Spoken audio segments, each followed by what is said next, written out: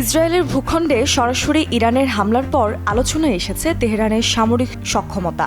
আন্তর্জাতিক নিষেধাজ্ঞার কারণে অত্যাধুনিক সমরাস্ত্র নেই এই দেশের। পাশাপাশি বিমান বাহিনীর যে যুদ্ধ বিমানগুলো আছে তার বেশিরভাগই বেশ পুরনো। বিকাশে কম খরচে ক্যাশ আউটের লিমিট বেড়ে 50,000। প্রিয় এজেন্টও 2টা।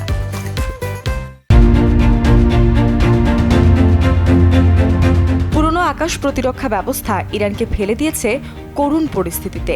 যদি আন্তর্জাতিক চাপ উপেক্ষা করে ইরানে হামলা করে বসে ইসরায়েল, তাহলে শুধু শনিবার রাতের ড্রোন আর ক্ষেপণাস্ত্র হামলার প্রতিশোধে বিষয়টি সীমিত থাকবে না, এমন আশঙ্কা করে প্রতিবেদন প্রকাশ করেছে সংবাদ মাধ্যম রয়টার্স। কূটনৈতিক আর কৌশলগত হামলার খরচ একপাশে রাখলে যদি শক্তিশালী পাল্টা পদক্ষেপ নিতে চায় ইসরায়েল, ইরানের অভ্যন্তরে হামলা করতে বেগ পেতে হবে না তেল আবিবকে, এমনটাই বলছেন সামরিক বিশ্লেষকরা। কারণ তেহরানের সম্বল দুর্বল বিমান বাহিনী, সোভিয়েত আমলের মতো আকাশ প্রতিরক্ষা ব্যবস্থা। ইরানের গেল সপ্তাহে ইসরায়েলে হামলার দৃশ্যপট প্রমাণ করেছে তেহরানের হামলা আর ইসরায়েলের প্রতিরক্ষা ব্যবস্থার ব্যবধান। শত শত ড্রোন, ব্যালিস্টিক আর ক্রুজ ক্ষেপণাস্ত্র ইসরায়েলের ভূখণ্ডের তেমন কোনো ক্ষতি করতে পারেনি। ইরানের এয়ার ডিফেন্স সিস্টেমের আরেকটি বিষয়, এগুলো রাশিয়ার ক্ষেপণাস্ত্র প্রতিরক্ষা ব্যবস্থার আদলে তৈরি। স্থানীয়ভাবে যেগুলো তৈরি হয়েছে সেই প্রতিরক্ষা ব্যবস্থাও মার্কিন আর রুশ পুরনো যুদ্ধবিমানের আদলে তৈরি। এর মধ্যে কিছু আছে 1960-এর দশকের।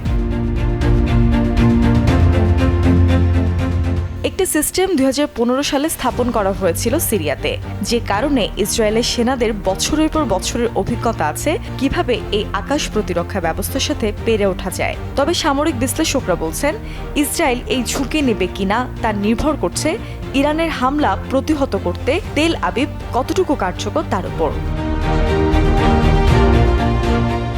বিশ্লেষকরা বলছেন, সংঘাত শুরু হলে ইরান শক্তিশালী অস্ত্র ব্যবহার করতে পারে, যেখানে আছে 3,500-এর বেশি ড্রোন আর ক্ষেপণাস্ত্র। এই সংখ্যা তেল আবিবের চেয়ে অনেক কম। ইসরায়েলের আকাশসীমা সুরক্ষিত রাখতে সপ্তাহব্যাপী কার্যকর ছিল এরো সিস্টেম, ডেভিডের স্লিং আর আয়রন ডোম, যা প্রতিহত করেছে হাজার হাজার রকেট। ইসরায়েল বিস্তারিত কিছু না জানালেও বিশ্লেষকদের গবেষণা বলছে, এই হামলা করতে ইরানের খরচ হয়েছে $8 থেকে $10 কোটি।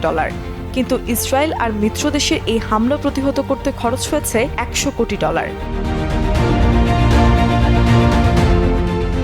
বুধবারও ইসরায়েলের জন্য সামরিক সহায়তার বিল পাশে কংগ্রেসকে চাপ দেন মার্কিন প্রেসিডেন্ট জো বাইডেন।